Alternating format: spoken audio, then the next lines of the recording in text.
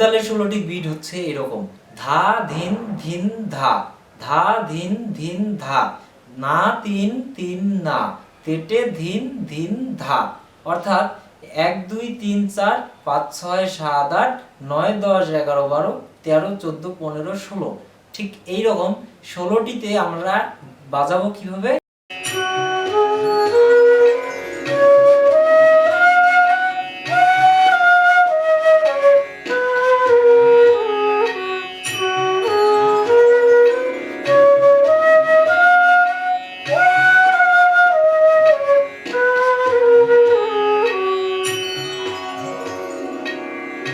Fingering এর ক্ষেত্রে একটা বিষয় খেয়াল করবেন, আমি যখন সা বাজাচ্ছি তখন আমার সাটা ধা থেকে ধরে বাজাচ্ছি। আমার এই আঙ্গুল দুটি ধা থেকে পজিশন, ধা থেকে শুরু করে সাতে আসতেছি, মানে আমার সাটা ধা থেকে আসতেছে বলে মনে হবে। তো দেখেন,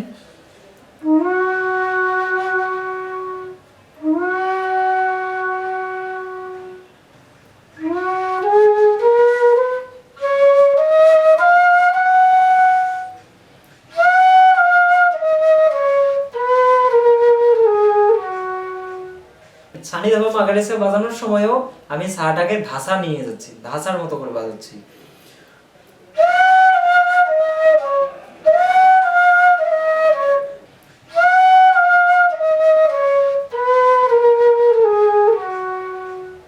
কারণ আমি তিন তালের সাহায্যে বাজিয়ে দেখাচ্ছি, তিন তালের সাহায্যে আপনারা এভাবে প্র্যাকটিস করবেন।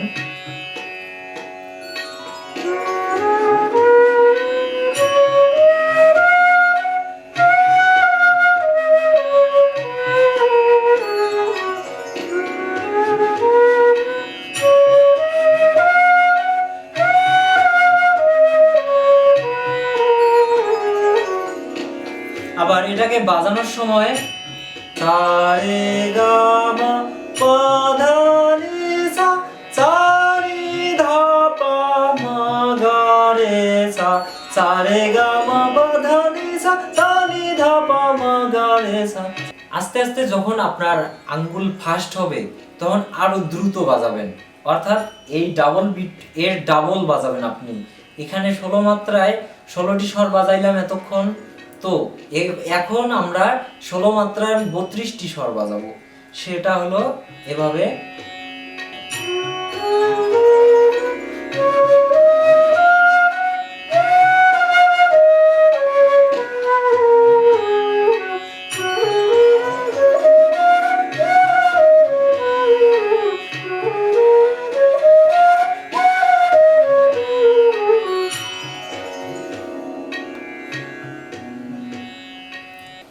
তিন তালের সাহায্যে আরো কিছু প্র্যাকটিস আছে, সেই প্র্যাকটিসগুলো আমি আপনাদেরকে দেখাচ্ছি কয়েকটা। দেখুন,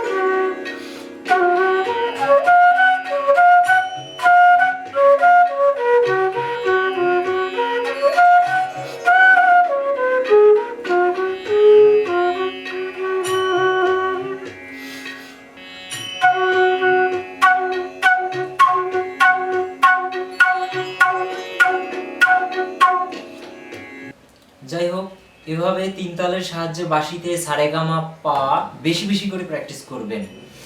এরপর আমি আপনাদেরকে একটা লুপ বা একটা প্যাটার্ন বলতে পারেন, আমি আপনাদেরকে একটা প্যাটার্ন দেখাচ্ছি। প্যাটার্নটা হলো নি সা গা পা, নি সা, নি সা গা পা, নি সা।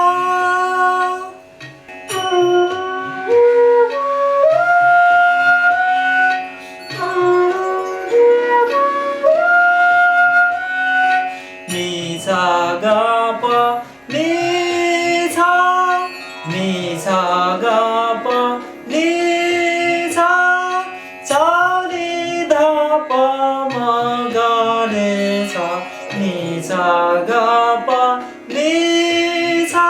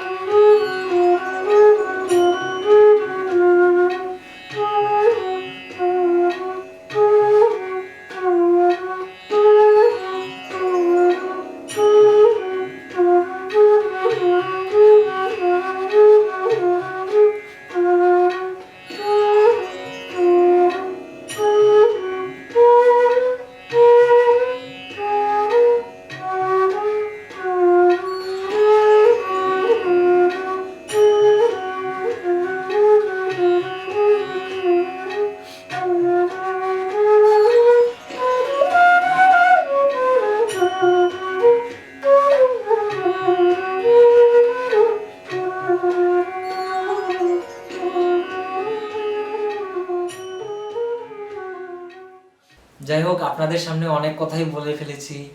যদি কোনো ভুল ত্রুটি করে থাকি তাহলে মাফ করে দিবেন। আর আশা করি আমি যদি আপনাদেরকে কিছু শেখাতে পারি তাহলে আমার পাশে থাকবেন আপনারা। এ বলে আমি আমার ভিডিওটি শেষ করছি। নমস্কার সবাইকে।